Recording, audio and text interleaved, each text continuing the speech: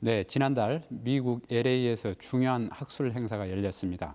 UCLA와 USC 이 두 대학에서 4월 20일부터 22일까지 열린 5.18 국제 학술 심포지움이 바로 그것입니다. 이 심포지움의 제목은 광주 After Two Decades, 즉 광주 20년 후라는 제목으로 열렸습니다.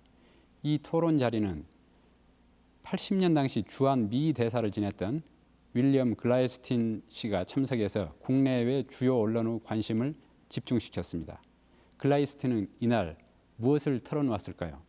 그리고 그동안 광주 문제를 집요하게 추적해온 팀 샤록 기자가 참석해서 이 글라이스틴에게 집중적인 질문 공세를 퍼부었습니다.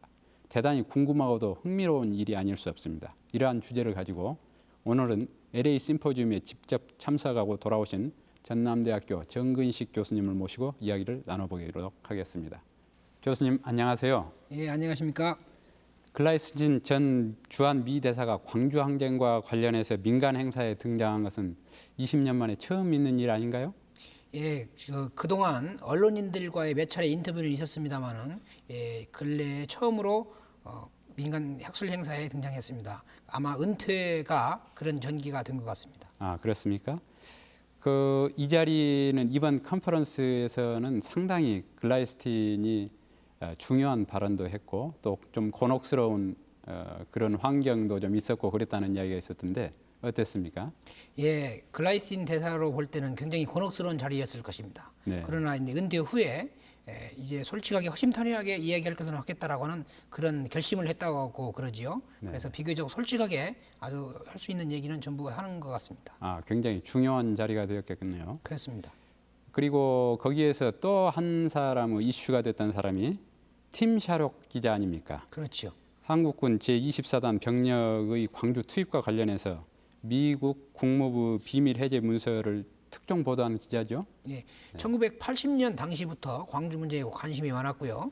특히 1989년 미 국무성에서 발간한 화이트 페이퍼에 대한 의구심, 그리고 1996년 미 국무성이 비밀 해제한 문서들에 대한 치밀한 검토를 통해서 광주 항쟁에서의 미국의 책임 문제를 끈질기게 추적한 그런 언론인입니다. 그렇죠. 우리한테 그런 측면에서 많이 알려져 있고 특히 광주 사람들에게는 그 이름이 좀 친숙한 편이죠. 그렇습니다. 그리고 그렇다면 윌리엄 글라이스틴과 팀 샤록이 한 자리에 만났다. 이건 그야말로 그 자체로서 큰 이슈가 될 수 있고 또 어떤 내용들이 이야기가 됐는가 이런 것이 그 자리에 참석한 참가자들의 큰 관심사였겠어요. 예, 그렇습니다. 지금까지 광주 항쟁에서 미국의 책임 문제는 주로 우리 한국인들이 제기하는 방식으로 진행되었습니다만은 이번 자리를 통해서 미국인 대 미국인의 입장에서 치열하게 논쟁을 하는 그런 자리가 되었습니다. 네, 그 구체적인 내용에 대해서는 잠시 후에 본격적으로 이야기를 나누도록 하고요. 우선 궁금한 것이 하나 있는데요.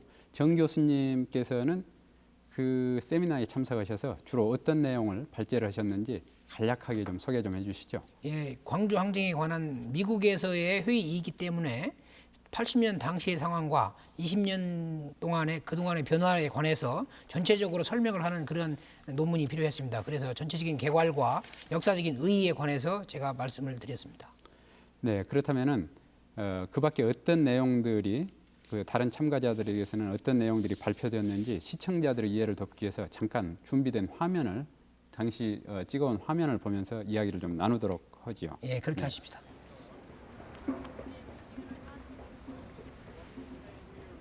저기가 지금 어디지요? 예, 저기가 미국 LA에 있는 USC 이른바 남가주 대학입니다. 네. 회의 장소는 남가주 대학의 동아시아 도서관이고요. 지금 그 자리에서 지금 모여서 회의하는 광경이 나오고 있습니다. 네. 도서관이라 그런지 여러 가지 분위기가 차분한 느낌을 주고 있는 것 같네요. 예, 그 도서관에서 광주항쟁 자료 전시도 하고요. 네. 지금 그 미국에 있는 그 학자들이 모여서 진지한 토론을 하고 있습니다. 네. 저기 정 교수님이 지금 발제를 하고 계시구만요. 예, 첫날 처음 발제로 제가 발표를 했습니다. 네. 그리고 저기에서는 주로 첫날은 어떤 내용들이 이야기가 됐습니까? 예, 제가 그 80년 당시의 광주를 어떻게 해석할 것인가, 그리고 80년 이후에 5월 운동이 어떤 의미가 있는가에 관해서 얘기를 했고요. 특히 광주 항쟁 정신을 충분히 우리가 이해하려고 하면 당시의 경험적인 그런 근거에 입각을 해서 이론화해야 한다라고 하는 얘기를 했고요. 그다음에 팀 샤록 기자가 자기의 입장을 발표를 했습니다. 네. 아마 저 참가자들도 상당히 진지하게 세션이 중간중간에 쉴 때도 진지한 대화들을 나누고 그런 것 같아요.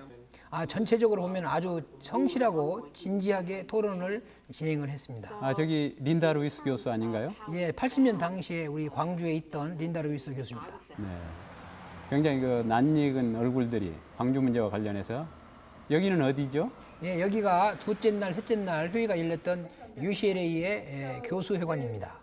저기 광주와 관련된 비디오가 상영이 되고 있는 것 같은데 저것은 어떤 내용입니까? 예, 이번 발표 중에 모래시계와 꽃잎에 관한 분석이 있었습니다. 네. 그 화면이 지금 방영되고 있습니다. 네. 그건 어떤 분이 발제를 하셨죠?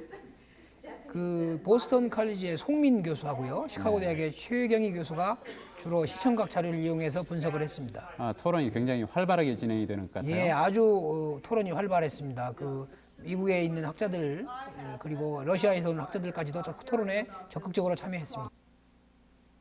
야외 리셉션이 열리고 있네요. 예, UCLA 대학 도서관에서 5.18 항쟁 자료 기증 기념 리셉션을 열고 있습니다.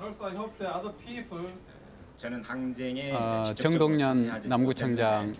예, 5.18 당시에 김대중 내란 음모 사건의 수괴로서 구속된 바 있었기 때문에 그런 맥락으로 초청이 되었습니다. 네. 저 통역하시는 분은 누구십니까? 예, 이번 학술 회의를 총 책임진 UCLA의 신기욱 교수입니다. 의미는 여기 판소리 공연도 있었군요. 예, 리셉션이 끝난 이후에 우리 광주 명창 임진철씨께서 판소리 5월 광주를 지금 공연하고 있습니다.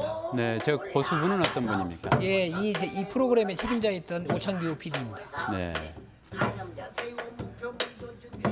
잠시 카메라를 놓고 지금 북을 치고 있습니다. 네. 저기 판소리를 들으면서 참가자들은 어떤 반응이 들이던가요? 예, 한국 참가자들은 물론 그 내용을 전부 이해하기 때문에 아주 감명이 깊었고요.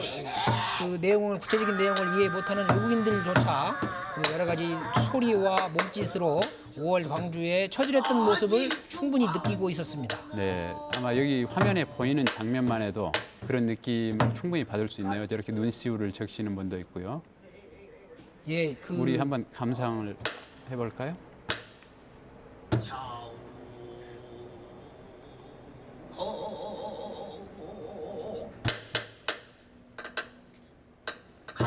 네, 역시 문화 행사가 중요하죠. 예, 외국인과의 교류에서는 역시 문화적인 메시지가 역시 중요한 것입니다.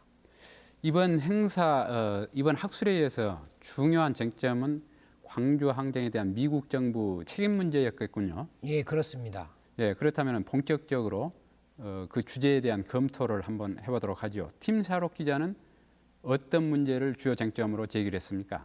예, 지금까지 많은 문서가 공개되었습니다만은 아직도 여전히 핵심적인 자료들은 공개되지 않고 있다라고 하는 거. 이미 공개된 자료 경우에도 미국 측에서 책임을 질 수 있는 부분이 굉장히 많다라고 하는 거. 네. 그래서 결과적으로는 미국이 광주 항쟁에 대해서 어느 정도의 사과가 필요하다라고 하는 거. 네. 이 세 가지 요점으로 정리될 수 있을 것입니다. 그러면 지금부터 팀 샤록 기자의 발표 내용을 직접 한번 보도록 하죠. 예, 그러시죠. 네. Responsibility for what happened. I can't see any other conclusion. I just want to look about in terms of what happened in Gwangju, or what led up to it, in terms of what the U.S. was doing at the time. I think it's important for us to look back at this time of the Cold War, which was the late 1970s. In rhetoric, this was the height of the Cold War. I think we can't forget that. And South Korea was very important. The South Korean military was a very important part of U.S. force structure in Asia. And also economically, by this time, South Korea had become a big market for U.S. capital goods, nuclear power plants, airplanes, food, military technology. Korea didn't have trade surpluses with the United States until the 80s. We had our surpluses with them for years and years. And also by this time, the 1978, these U.S.-Japanese military guidelines, which of course always refer to Korea. In this kind of document, they said Korea was essential to Japan's security. And so for all these reasons in 1980, I think the United States, these were the interests that guided its policy, and it was not the interest of the Korean people in general.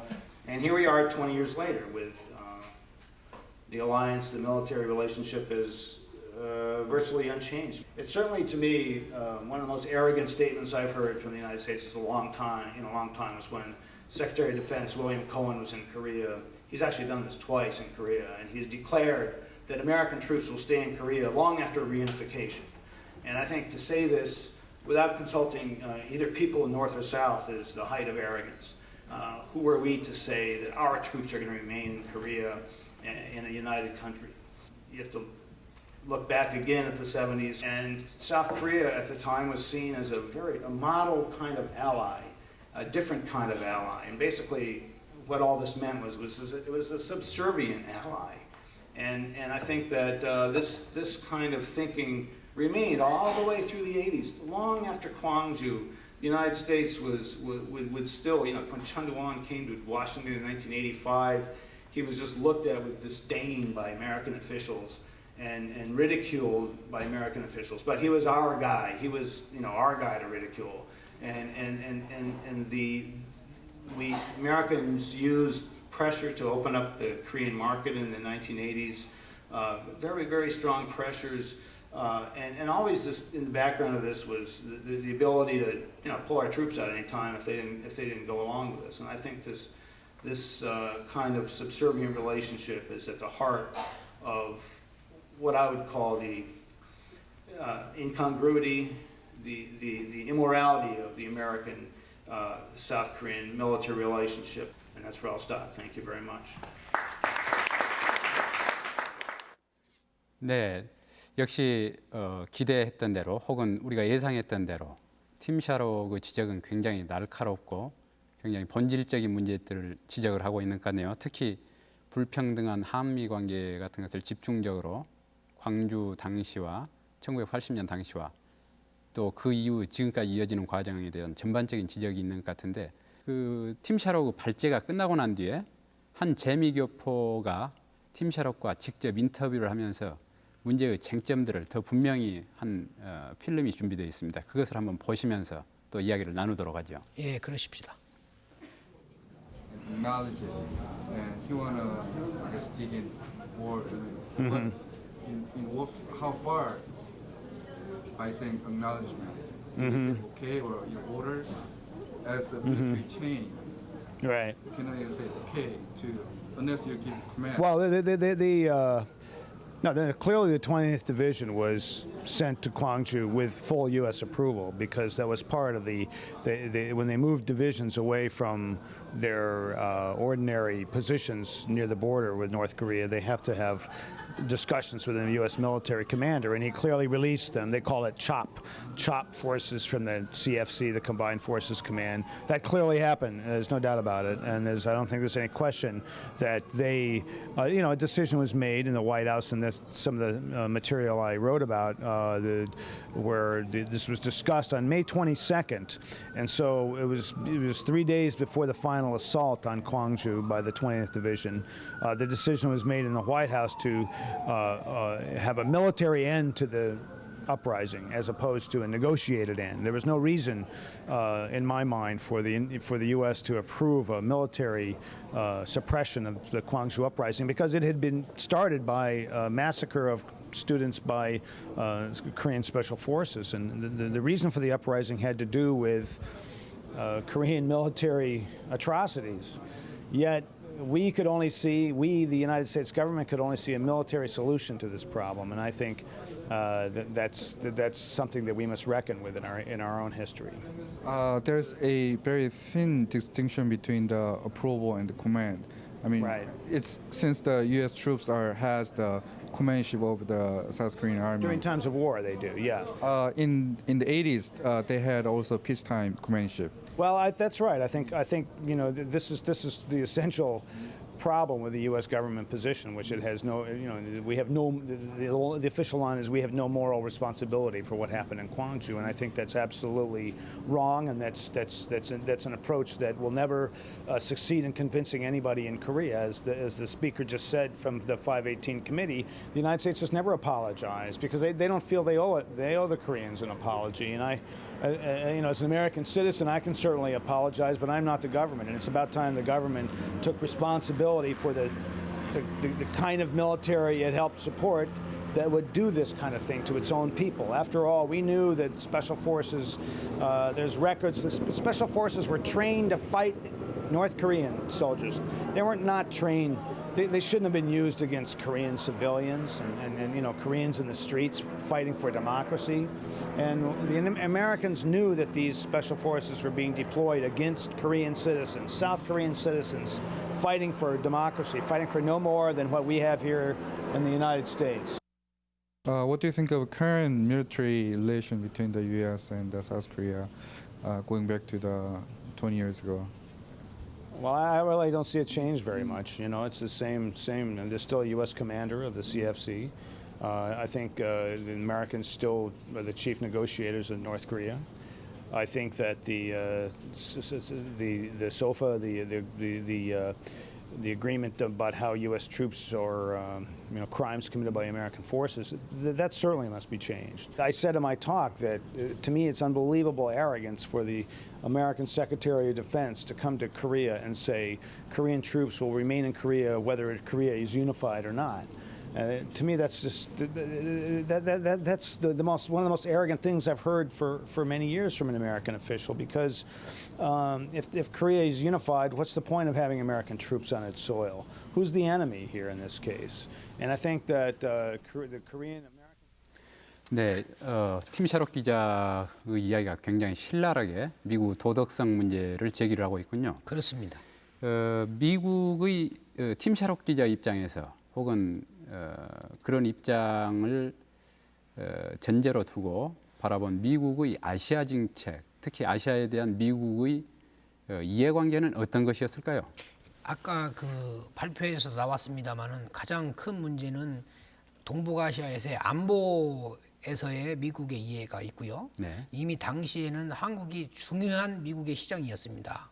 그래서 그 경제적인 문제가 여기 있고요. 네. 그래서 그러한 두 가지 문제 때문에 미국이 쉽게 한국에서 가벼운 그런 정책을 취할 수 없다라고 하는 그런 지적이 있었습니다. 아마 그 당시에 세계 정세도 미국 쪽의 의사결정을, 광주 문제에 대한 의사결정을 그렇게 몰아가는 데 있어서 중요한 객관적인 변수가 안 됐겠습니까? 당시에 미국의 정책 지도자들의 경우에는 그 이란 사태가 굉장히 큰 악몽으로 떠오르고 있었습니다. 그래서 네. 제2의 이란이 한국이 될 수 없다라고 하는 그러한 정서가 깔려 있었던 거지요. 네, 말하자면 이란 사태와 동일한 맥락 이런 것으로 광주 문제를 바라보면서 다시 이런 혁명과 같은 것이 광주에서 일어난다면 한국을 자기들의 통제권에서 놓칠 것 같다라는 위기의식이 작용했었다는 거죠. 네, 그렇습니다. 네. 그러면 지금부터 5.18 20주년 기념 행사의 일환으로 5.18 재단이 주최한 LA 국제학술 심포지움에서 가장 관심을 모았던 윌리엄 글라이스틴 당시 주한 미 대사의 발표 내용을 들어보도록 하지요. 예, 그렇죠.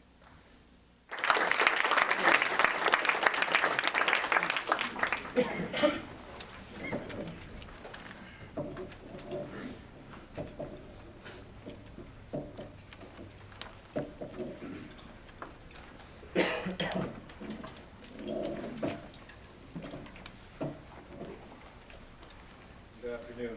It's a pleasure to be here, and I have very mixed feelings about having been here. I was staying here yesterday. In general, I think I'm very honored to be here. think this is a very important forum. As the senior American official in Korea from 1978 to 1981, I personally witnessed and sometimes participated in the tense and dramatic developments surrounding President Park Chung-hee's assassination. Pictures of Reagan with his arm around Chun, which were quickly telegraphed or were transmitted back to Seoul. All of this as though nothing had happened in Gwangju had an enormous impact, I think, on the issue of anti-American feelings. They had the effect of confirming or seeding the sense of American complicity. Official American silence, which is a very complicated, long, not a complicated, but a long subject, did not help matters. The 9-year interval between the time of the events and the United States providing its first careful explanation was, I think, very unfortunate. 네, 글라이스틴 대사의 이야기 발표 내용을 보니까 이 광주 항쟁에 대한 원인을 보는 시각에서 상당히 일반적으로 알려져 있는 내용하고는 다른 내용이 좀 포함되어 있는 것 같아요. 예, 전체적으로 보면 김대중 체포나 지역 감정을 광주 항쟁의 발발 원인으로 파악하고 있습니다. 그것은 사실은 15일부터 16일까지의 대규모의 민주화에 대한 시위나 열망, 예. 그리고 항쟁 후에 항쟁이 발발하기 초기에 계엄군들의 잔인한 학살 이런 부분은 상대적으로 간과하고 있는 거지요. 네. 그리고 전체적으로 보면 전두환 그룹을 매우 싫어하는 것은 사실입니다. 네. 개인적으로 매우 싫어하지만 그럼에도 불구하고 현실적으로 변화하고 있는 권력 지형을 그대로 따라가는 네. 미국의 그 이해 문제 때문에 그걸 굳이 억제하려고 하지 않고 네. 변화되어 있으면 그걸 다시 따라가고 하는 그런 방식으로 미국의 정책이 결정됐다라고 하는 것을 그의 발표 속에서 알 수가 있습니다. 역시 그의 글라이스틴 자신의 입장이나 태도는 당시 미국을 대표하는 사람이었고 또 실제로 그런 식으로 의사가 결정이 되어갔기 때문에 대단히 중요한 측면을 보여주고 있는 것 아니겠습니까? 그렇습니다. 특히 그가 어떤 식으로 광주 문제의 발단 원인을 짚고 있는가 하는 것은 대단히 중요한 시사점을 주고 있고 굉장히 논란거리가 될 수 있겠다 싶은 생각이 듭니다. 예, 광주 항쟁의 원인을 바라보는 관점은 곧바로 광주 항쟁의 적절한 해결책이 무엇이었는가에 대한 상이한 입장을 대표하는 것입니다. 네. 전반적으로 보면 사태는 불행하지만 일단 질서를 찾고 보자라고 하는 방식으로 접근을 했습니다. 맞습니다. 예, 그래서 무력 진압을 갖다가 인정하게 된 거지요. 네. 그러면은 글라이스틴 대사의 그러한 내용이 발표됐을 때 그 참가자들의 반응은 어떻던가요? 예, 의외로 아주 많은 질문이 있었습니다. 전체적으로 어떤 보면 질문들이? 글라이스틴 대사의 입장을 동조하거나 이해한다기보다는 네. 거기에 대한 비판적인 논조가 아주 많았고요. 네. 너무 많은 분들이 질문을 하고 싶어 해서 네. 제대로 소화를 못할 지경이었습니다. 아, 그렇군요. 역시 가장 저희들한테 관심을 끄는 것은 팀 샤롯 기자가 이 부분에 대해서 어떻게 반응을 했을까 하는 것도 굉장히 궁금한데 이 발표문이라는 건 항상 공식적이지 않습니까? 그렇죠. 이 발표가 끝난 이후에 팀 샤롯 기자가 상당히 벼르고 있었을 것 같은데 그 내용을 좀 한번 화면을 보면서 잠깐 살펴보도록 하겠습니다. I'd like to open the floor, so please identify yourself and make your question brief, okay, to give fair chance to everybody. But at this time, partly, the information was just barely beginning to come in, really, May 22nd, of what had actually happened. I think you said maybe May 22nd or 23rd, you had a fairly complete idea of the extent of the brutality that had taken place the first couple of days. Yet on May 22nd in Washington, D.C., the decision was made to settle this militarily. I mean, it's clear from the White House notes that that was the decision to go forward, allow it to be settled militarily. That is not correct. Well, maybe you can correct the record then.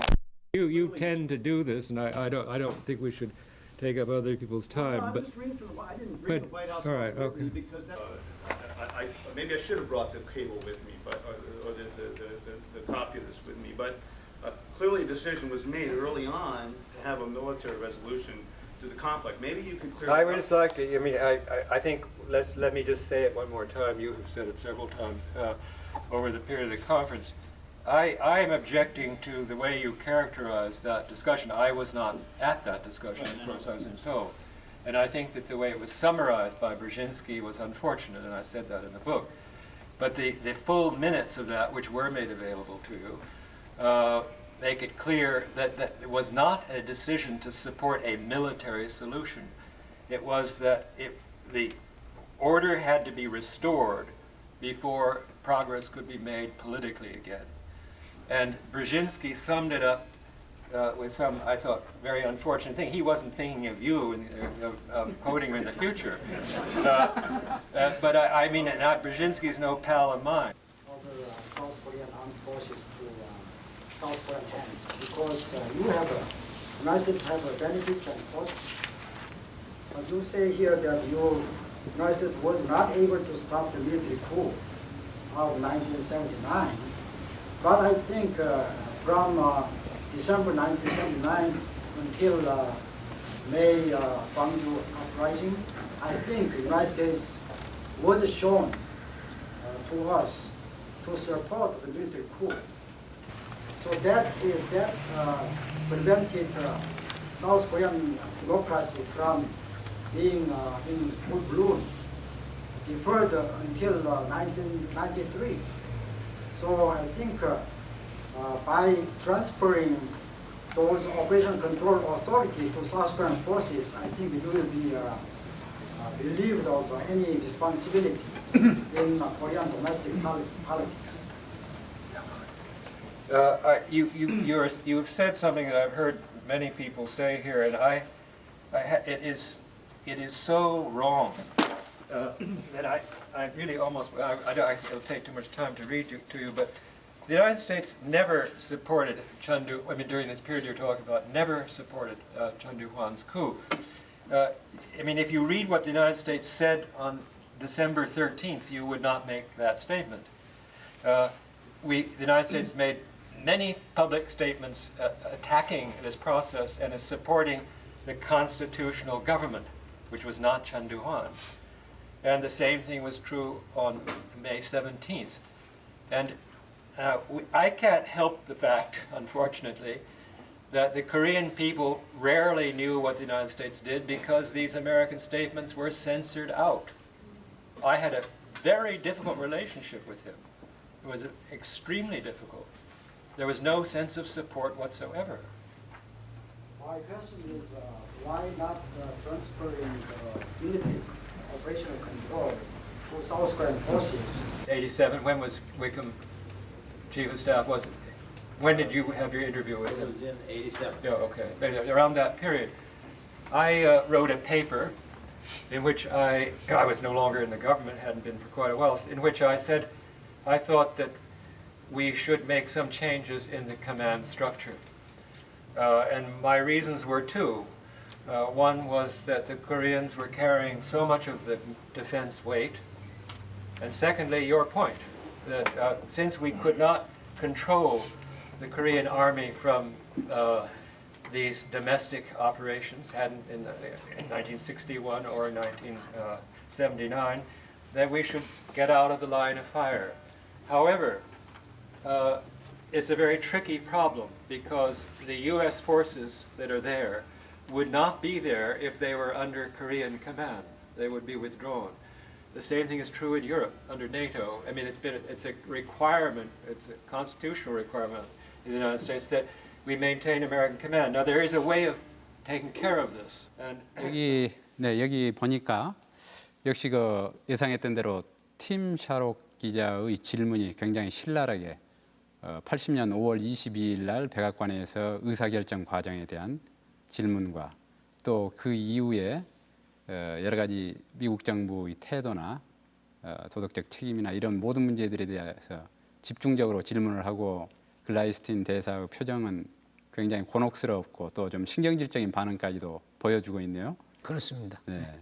그리고 또 나중에 그 한국 교수 한 분이 질문한 내용 같은 것들도 상당히 중요한 문제인데 이 문제는 그 과거의 문제가 아니고 네. 지금 현재 또는 미래의 문제죠. 네. 미군의 그 군사 지휘권 문제를 이번 이 기회에 한국군에 이양하는 문제가 질문으로 제기되었고요. 네. 그 이전에 그 세임 제임슨 교수에 의해서 네. 80년 당시에 쟁점이었던 24단의 지휘권 문제가 다시 거론이 되었습니다. 한번 보시죠. 그렇죠. 저기 샘 제임슨 교수는 80년 당시에 LA 타임스 기자였죠. 그렇습니다. 그래가지고 광주 항쟁이 진행되는 동안에 직접 한번 취재까지 왔던 광주 내용에 대해서 잘 알고 있는 예. 그런 사람 아니겠습니까? 예, 예. 그분이 어떻게 질문했는가 한번 같이 살펴보죠. We knew each other when I was a correspondent with the Los Angeles Times. My recollection of your briefing on May 21st is exactly as you described it. I attended that briefing.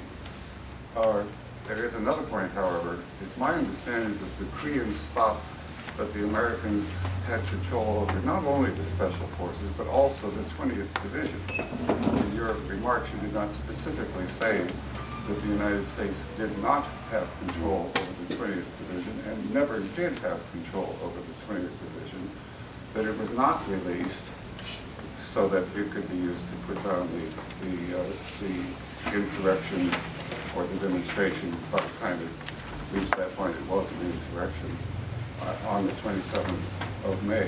Could you clarify that point? And then I have one more. Well, I try to make that short. I've had a big debate with Pentagon lawyers about this, but I mean, the 20th Division on the night of the assassination of Pak was under General Wickham's command. It was on the front line, deployed against North Korea. That, by definition, it was. With the agreement, including mine, I mean, it wasn't an agreement, but with our knowledge, those forces were brought down to Seoul for martial law, which actually was imposed on the morning after the assassination. And two of the regiments out of the three came out of Wickham's command that way. They were out of his command. They were no longer under his command. The third regiment, I have it in the book, was withdrawn from the command, I think, about 10 days or so before Kwangju. And that was agreed to also. It wasn't formal agreement because all they had to do was to notify the combined forces command. So, but all of this activity, even whether the forces were under Wickham or not, all of the activities of the 20th Division were known to him, known to me because he told me about them.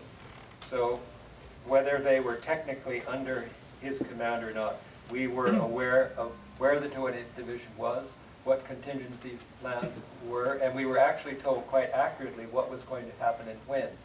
Totally different from the Special Forces business, about which we knew nothing, nothing at all. Years later, you referred in this presentation to the long period of no explanation from the Americans. I asked one of your successors, Ambassador Dixie Walker, why the United States did not explain its position on Kwangju. His answer was that Chun Do-won had called in General Wickham and had told General Wickham that he was going to send the 20th Division in to put an end to the disturbances in Kwangju. General Wickham, knowing that he had no control over the 20th Division at that time, said, well, a non-committal. He didn't say yes, he didn't say no, but it was not a statement of opposition. And General Chun used that as justification to say that General Wickham had given approval. And Ambassador Walker told me that's the reason why the United States did not try to defend itself, because to have done so would have embarrassed General Wickham. I remember you wrote more or less that in your account, and I was going to once brace my successor with asking him for an explanation of those remarks. All I can say is that if he said those things, he was grossly misinformed and very misleading.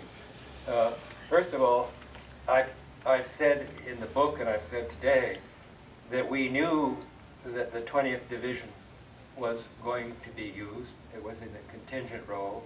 We knew that it was going in. And we basically rode along with that because it was being put forward as the step necessary to restore control. And that was what actually happened. Technically, the Koreans did not have to tell us that. I mean, they had the right to do that. We didn't have the right to say no. It had nothing to do with Chun Du-hwan. That story is apocryphal, and I think actually it's more than that. It's fallacious. I stayed away from Korea after I left in 1981 for 2 years in order not to get in the way of my successor. I went back for the first time, therefore, in 1983, and I was very bothered by the degree of what I thought was ignorance about the American role. I went back again in 1984, and with the embassy's approval, in fact, facilitation, I went on a speaking tour in Korea, in Seoul. I did not go to Gwangju, but I went to Busan. I went many places, and I spent several days talking. Everything that's in the book, I said. All these things I said. So there was some reportage of it in the English language press, very minimal. There was some picking up by American journalists and other foreign journalists, but basically it went over with a clap of silence.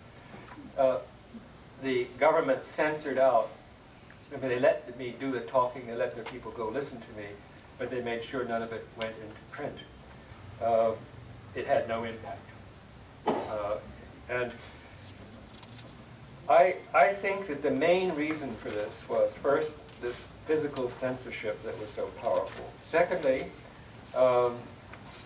the feeling of people, not just people from Gwangju, but people even in Seoul and the rest of Korea, that you couldn't trust people who were somehow associated with the Chun government, and we were with the Chun government, and we symbolically, the Reagan administration.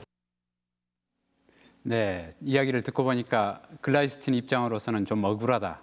자기는 전두환과 친하지도 않았고 전두환 정책을 지지하지도 않았고 그러면서 그 문제에 대해서 분명히 미국 입장을 밝히려고 하는데 한국 언론은 전혀 취급해주지도 않고 자기를 전두환과 같은 사람으로 보더라.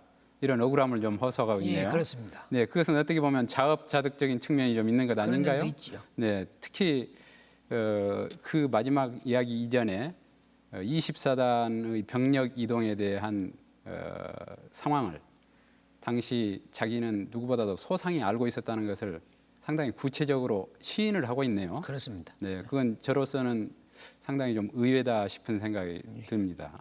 그동안에 일관되게 모른다 혹은 잘 보고를 못 받고 있었다 이런 태도들을 많이 보여왔었는데 사실은 80년대 중반기부터 그 문제에 대해서는 일정하게 시인하는 입장을 이렇게 보여줬었죠. 전체적으로 보면 24단의 움직임에 대해서는 전체적으로 시인하고요. 네. 특전사의 움직임에 대해서도 시인을 하는데 네. 특전사가 광주 현장에서 그렇게 잔인한 행동을 할 줄은 몰랐다라고 하는 방식으로 빠져나가고 있는 거죠. 네, 그것을 누가 우리한테 믿어주라고 그러면 얼만큼 믿을 수 있을지 그렇죠. 그건 좀 의문사항으로 남네요.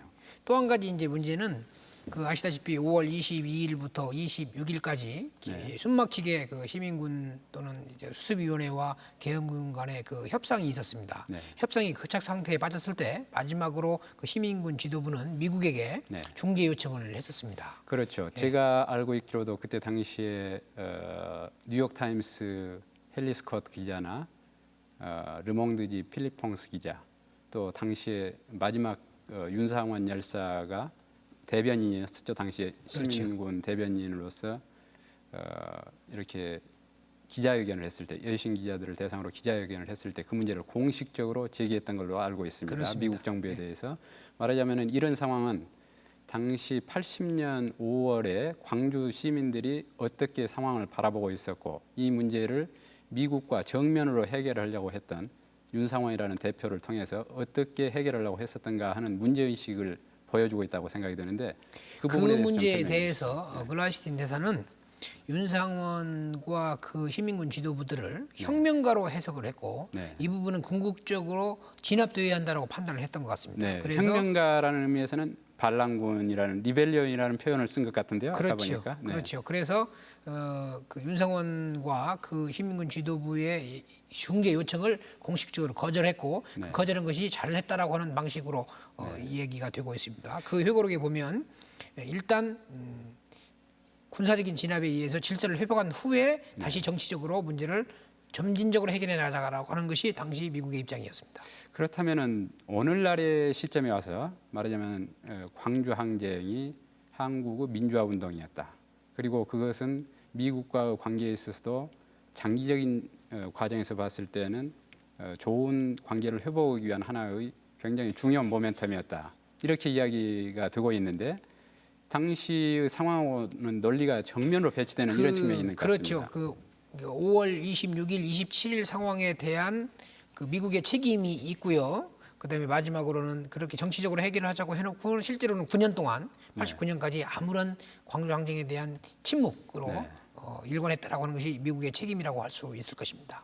네, 좀 더 시간이 많이 남아 있다면 우리가 많은 이야기를 나눌 수가 있을 것 같은데 제한된 시간이니까 이번 LA 국제 심포지움이 거둔 성과나 의미 같은 것을 마지막으로 개괄을 간략하게 한번 해주시죠. 전체적으로 보면 이 광주 항쟁과 5월 운동에 대한 미국 내의 연구 그리고 특히 이 한인 교포들의 관심이 점증하고 있다는 걸 확인할 수 있었고요. 네.